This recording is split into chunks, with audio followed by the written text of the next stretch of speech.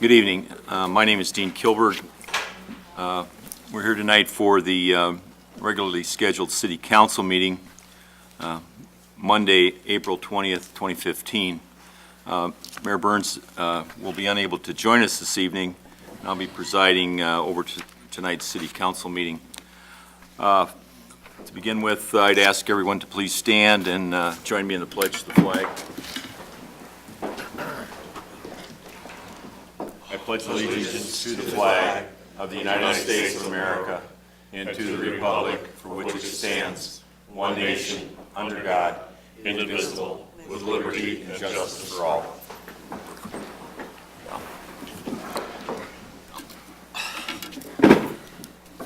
Lynn, would you please take the roll? Chuck Brown. Here. Mike Bruno. Here. Don Cummings. Here. Dorothy Flanagan. Here. Dean Kilberg. Here. Craig Maladra. Here. Richard Marks. Here. Mary Sino. Here. Tom Simonian. Here. Ron Singer. Here. Item 3, special items and presentations. We have nothing scheduled for this evening.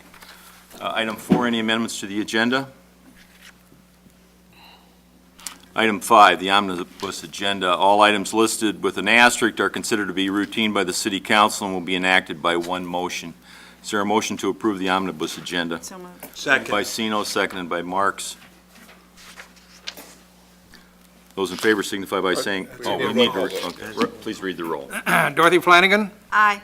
Dean Kilberg. Aye. Craig Maladra. Aye. Richard Marks. Aye. Mary Sino. Aye. Tom Simonian. Aye. Ron Singer. Aye. Chuck Brown. Aye. Mike Bruno. Aye. Don Cummings. Aye. That takes us to item 9, other items in correspondence. Is there anything to add? If not, we move to item 10, municipal bills for payment in the amount of $2,944,245.31. Is there a motion to approve? Mr. Chairman, I move that we approve and pay the bills as read. The invoices that add up to that total can be found in the packet for tonight's meeting on the city's website. Second. Moved by Brown, seconded by Flanagan. Would you please read the roll? Dorothy Flanagan. Aye. Dean Kilberg. Aye. Craig Maladra. Aye. Richard Marks. Aye. Mary Sino. Aye. Tom Simonian. Aye. Ron Singer. Aye. Chuck Brown. Aye. Mike Bruno. Aye. Don Cummings. Aye. Brings us to item 12, presentations of ordinance, petitions, resolutions, and bid awards. Item A, approve resolution number 2015-41 authorizing execution of a 4-year collective bargaining agreement between the City of Geneva and the Illinois Fraternal Order of Police. So move. Moved by Cummings, seconded by Singer. Discussion.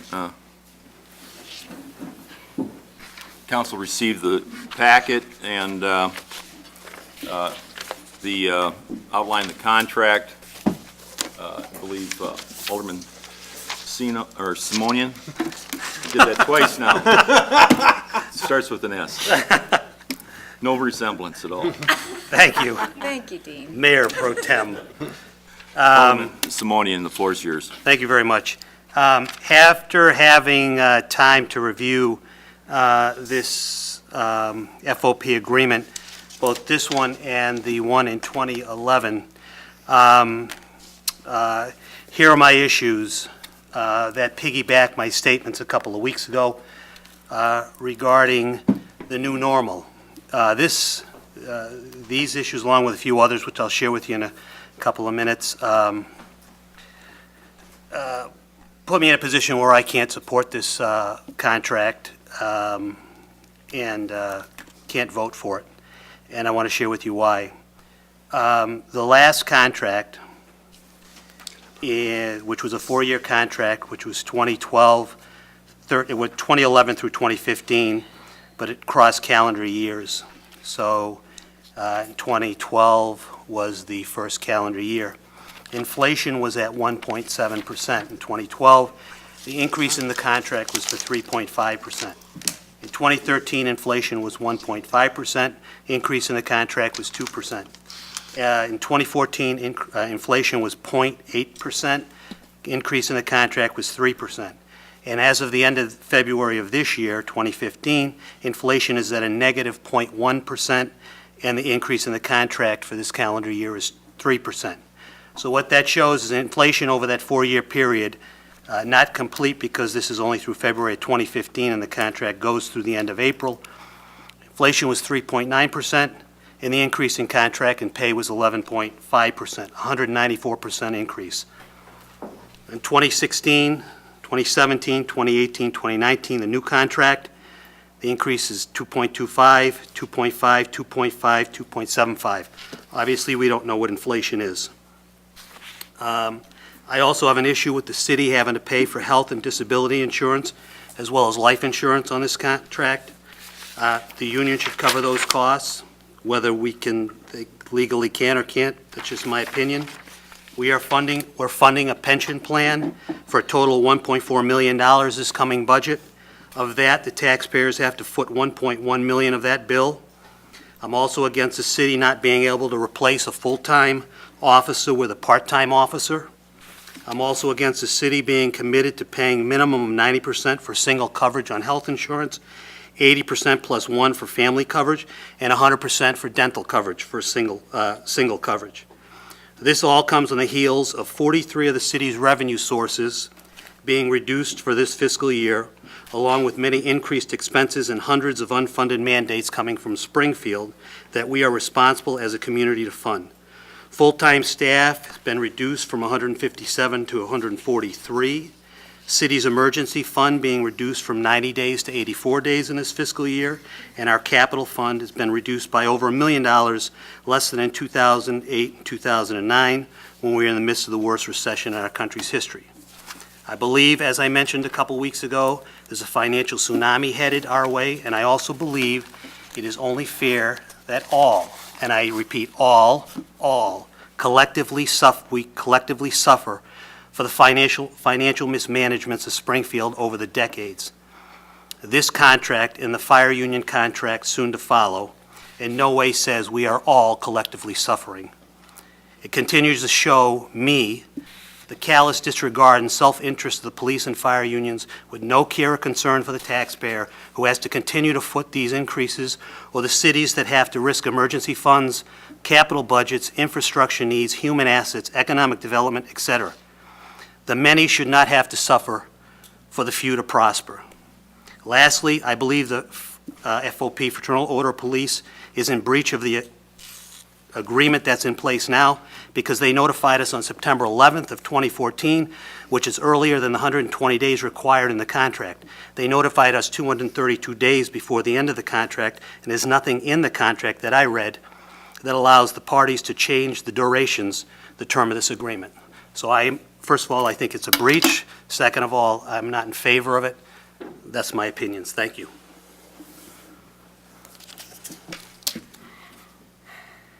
Alderman Maladra. I think those are all very good statements, very powerful statements. But what I'm stuck with is this. If we vote the contract down, the next step is arbitration. Will your statements carry weight with an arbitrator? Because that's what we're facing. So it's going to, and as I understand public safety arbitration, it's our or theirs. Theirs is more expensive. So the reason we supported the last contract, the reason I support this contract is arbitration history is against us. If you talk about taxpayers' money, I think that's good, but do we make that gamble now? So I will support the contract, not in a, oh boy, I'm happy about this way, but in a way that I believe the next step would boomerang against us. Okay, hold on. Are you finished, Alderman Maladra? Yeah. Okay. Alderman Marks. Does it actually have to go to arbitration at this point? Yeah. Yes. It does. We've been through mediation. Yeah. The next step is interest arb. I mean, based upon those inflation rates, and I looked them up too, I mean, I just don't know what's going to happen. What's the goal if the Springfield does take the money away? I mean, where are we going to be? I mean, I guess that's the big question online. I mean, are we voting in increases for a few and going to have to let go of a few? I mean, I don't know. I mean, that's the decision we haven't had to face yet, right, Mary? Well, as I said during the budget process, until we know how much, Yeah. when, and how it's going to be implemented, we can't address the problem because we don't know what the problem is, Right. or if there is going to be a problem. It could be implemented across a year's time. It could be halfway into the fiscal year. It could be 10% instead of 50%. So trying to guesstimate at this point, again, I will repeat myself, is like shooting in the dark. We do know what the comparables are, and I can tell you that although CPI is a factor in interest arbitration, it's way down on the list compared to comparable contracts that arbitrators look at. So, when you look at what labor law is, how arbitration works, that's what's being presented to you, we feel is, until Springfield state statute changes, is the best that we can do at this point in time. We're not going to change the law by refusing this contract. It's the root of the problem in Springfield with state statutes that need to be addressed. And you're not going to do that by voting down this contract. No, but aren't we just continuing the cycle, though, too? We raise it so someone else gets comparable that raises theirs. It just seems We like we're talked about constantly... that last time. We keep getting into this vicious, I mean, they all work hard. I don't, you know what, if the money was absolutely there and no issues were in the table, I don't have a problem with it, but I'm struggling with this one. I'm not going to say I'm not. I mean, I wish we could go 1 to 2 years out with the contract, with the wages. I'd feel a lot more comfortable with that than going out to 4, but that's not an option, is it, Stephanie, at this point? Or, I mean, they only want a 4-year, that's it. See, I'm uncomfortable with a 4-year term, not knowing what's coming down the pike later on. And again, I think when and if circumstances change, you always have impact bargaining, which means if circumstances change to the point that this is no longer affordable, feasible, whatever, you go back to the table and you do impact bargaining. So it's, yes, it's a contract, but there's still opportunities. We've gotten concessions in the past from the unions when need be. There are avenues, but again, as Mary said, the statute for interest arbitration says comparison of the wages, hours, and condition involved in the arbitration proceedings with those in public employment in comparable communities and in private employment in comparable communities. That's one of the things by statute the arbitrator has to look at. They can't discount that. They also look at the CPI. They also look at the financial ability of the city to pay. But their view of the financial ability of the city to pay different than ours. is different than our view of the financial ability to pay. I mean, I don't think any of us on the council feel that they don't deserve it. It's just a question of, can we pay it? I mean, how quickly does the impact negotiations take place? I mean, is it relatively quickly if there is an issue? If we have to cut money, we're going to sit at the table immediately. Yeah, but how long do those can Well, drag on for a year? It depends. It Yeah. depends. But the question is. Okay, hold on. Let's, That's okay. If he's got a question, that's fine. Are you finished? I'll yield the floor at this point. No, Tom's next then. okay. Alderman Simone. Yeah, no, I mean, it's a vicious cycle. It's the answer, rewind the tape 4 years, and you can just repeat what you just said. Fast forward the tape 4 years, and you can repeat it again. Agreed. So, and the issue is, it's what they want, and it's they want, and they demand, and I, for one, don't consider that a negotiation. Okay, now, and I also don't sit kindly with us on this governing body deciding what an arbitrator is going to say. I mean, who are we to say what they're going to say or what they're not going to say, or what history in the past has shown? We're at a different juncture now as a state and as a city, and I think we have a great argument in front of an arbitrator that says, that at some point in time, we're handcuffed with the opportunity of being able to raise taxes and to generate additional revenues, yet we have to spend additional funds. And this is just getting to a point where it's somewhere along the line it's got to break. Is it going to break now? Is it going to break tomorrow? Is it going to break with Geneva? Is it going to break with some other community? But it's going to break somewhere along the line. And unless we try, we'll never know. And so, in my opinion, is at what point in time do we stop it? Or at least sit back and say, what's wrong with saying, why can't we have a 2-year contract? Who's to say it's got to be a 4-year contract? They have to say it's got to be a 4-year contract? At what point in time do we play any role in this negotiation, quite honestly? I mean, it's a one-sided negotiation. It's not what's in the best interest of the city, it's what's in the best interest of the in this case here, the FOP. And again, I'm not going to sit here and argue, I'm against unions, everything else. I'll tell you again, I lived in a union household. My dad was president of his union. My mom gets a check. She's 86 years old. It has nothing to do with unions. It has to do with reality and common sense. And, you know, when inflation is at 3.9% and raises are at 11.5, it just doesn't make sense. It just doesn't make sense. I mean, the numbers don't make sense to me, in my opinion. Thank you. So I just wanted to frame the question. This gets, Alderman Maladra. this gets to what you were saying. Everything that Rich said is true, everything that Tom said is true, but the question we have right now is, do we go to arbitration? Simple. The time to have talked about we prefer a 2-year contract to a 4-year contract was months ago. It's not like this hit us by surprise. We've been aware of what's coming for a while.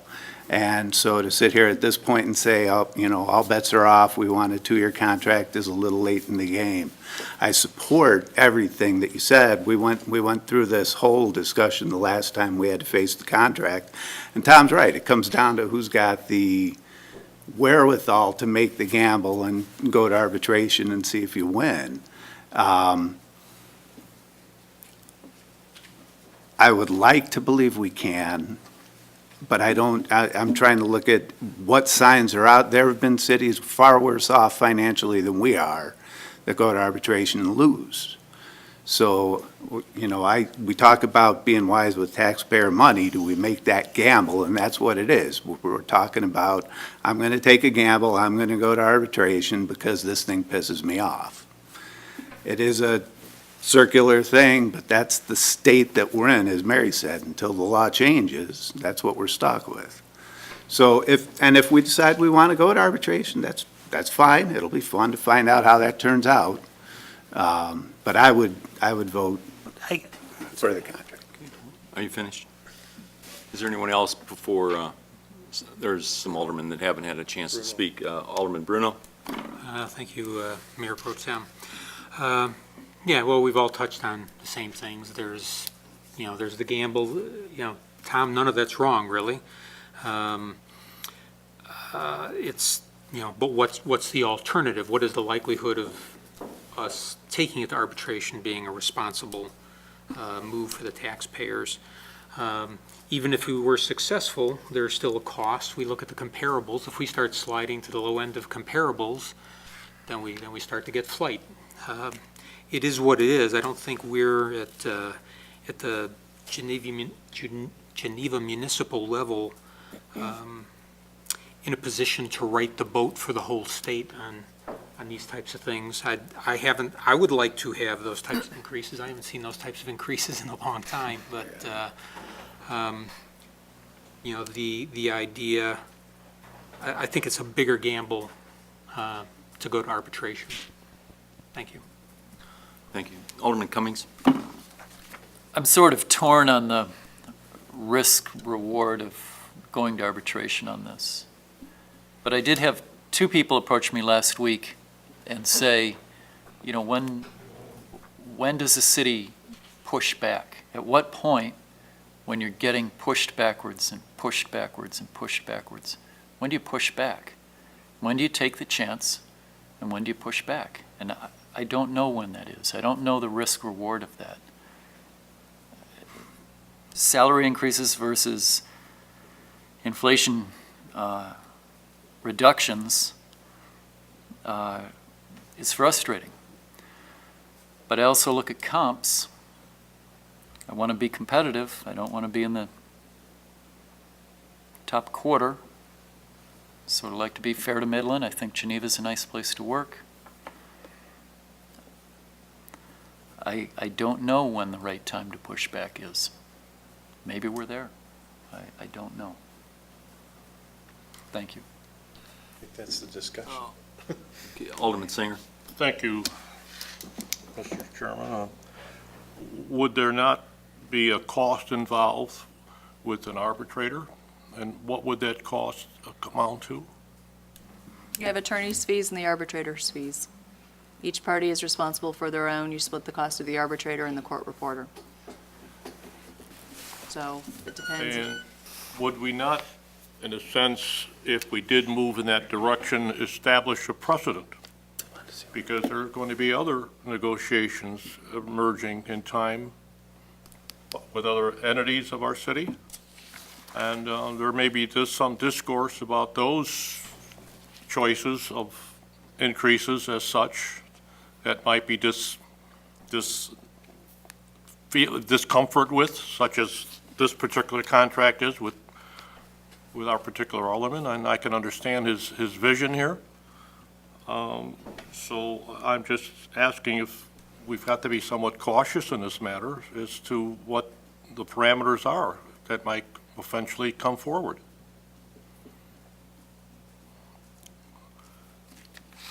Alderman Flanagan.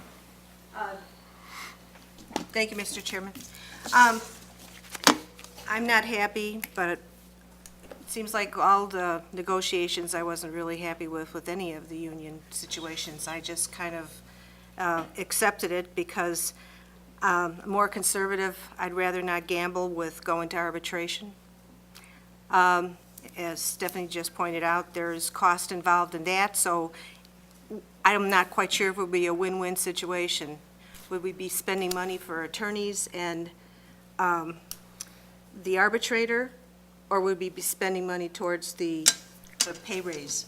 So I think that I kind of lean towards the pay raise rather than the trying to pay money out for no real benefit for us. So I don't know. I think that it was interesting that Stephanie, which I didn't realize, had an impact negotiations. I forgot about that. So I thought that that's somewhat of a safeguard. So I feel comfortable voting for it. I believe everyone that we've cycled through, and then we'll go to Alderman Simonian and then back to Alderman Cummings. The question is can we afford to do it? I'm going to ask the question, can we afford not to do it? This is, in my opinion, not just a single issue arbitration.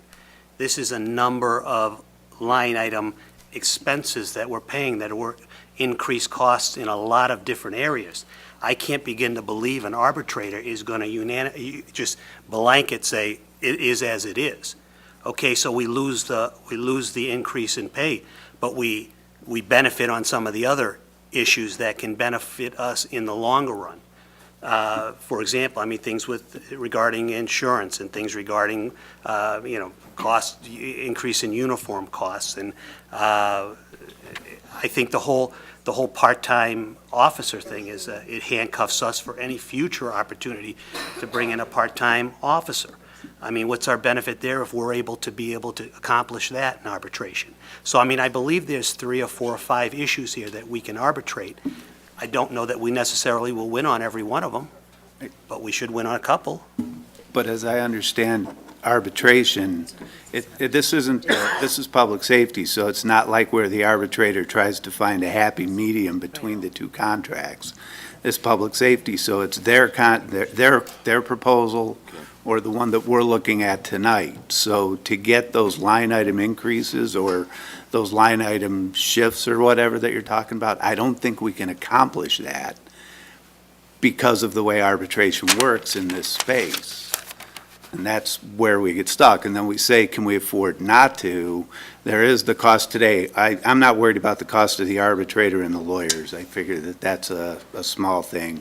But it's our wage increase or where we're at now compared to where they were at before. And then the next time the contract comes up, that's their starting point. They're talking about raises on top of that, et cetera, until we get to the point where either the tsunami hits us and, all bets are off and the world changes, or until arbitration shifts completely. Okay. I think we're at a point where we I need got to gavelled.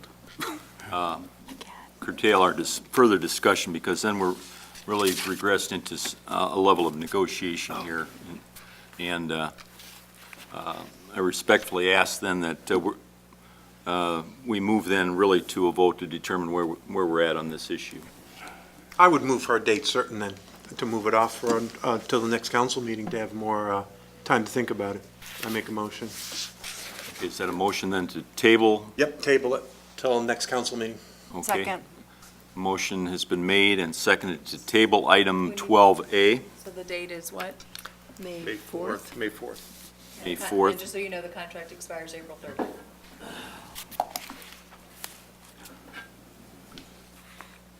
That's fine. May 4th is fine. I made the motion. Okay. What are the implications A of, motion to table is not, Yeah, we have, is not allowed for further discussion. Would you please read the roll? Dorothy Flanagan. Nay. Dean Kilberg. Nay. Craig Maladra. nay. Richard Marks. Aye. Mary Sino. Aye. Tom Simonian. Aye. Ron Singer. Aye. Chuck Brown. Nay. Mike Bruno. nay? Don Cummins. Aye. It's tied. Motion failed. Okay. Alderman Maladra. I would like Mike to ask his question. What are the ramifications if we table? If we don't vote on this tonight, or is that gonna give me the gavel again? No, I think that's a procedural question. Okay, thanks. Well, The contract continues. The contract I mean, the continues. contract continues, but I think we also expose ourselves to an unfair labor practice. To what? I'm sorry. Potentially an unfair labor practice filed by the union. The unfair labor practice. Because we went into closed session last week, we spoke to the union after closed session, they have ratified the agreement. That's right. Oh. Based on direction from the council. Okay. Alderman Simonian. I'd like to ask a legal question of council. Is this not in breach? They requested outside the terms of this agreement, I can't answer that question because I have not studied the contract, was not asked They to study the contacted the contract. city on September 9th and asked if we could start negotiations early. We believed it was in the city's best interest to start early so that we're not in the middle of budget and everything else that was going on, so we agreed to that. And then they sent formal notice after we agreed to, that it was okay to start early negotiations. In all reality, they did not send us our proposal until January. Okay. That said, would the council not have to get involved with voting on that decision since it's an amendment to the contract? It's an agreement of the parties. I don't see it as an amendment to the contract. In my job description, I'm the chief negotiator, and I felt that it was in the best interest for us to start early. That doesn't mean we had to approve it early, but it didn't happen. They made the request, we agreed, and then it didn't happen. I don't see any language in the contract that allows that to even happen. That's me, but I'm not a lawyer. What's the harm in it?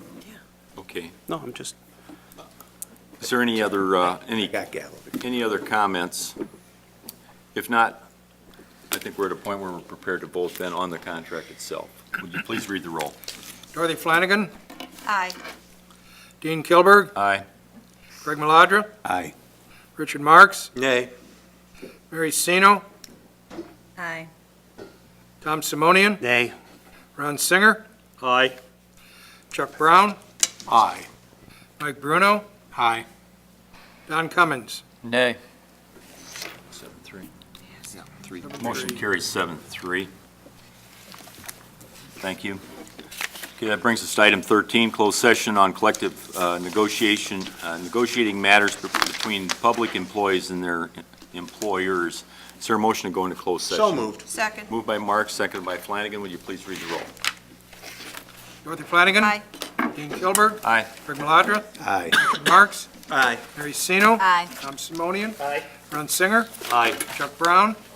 Mike Bruno. Aye. Don Cummings. We don't anticipate any action being taken coming out of closed session.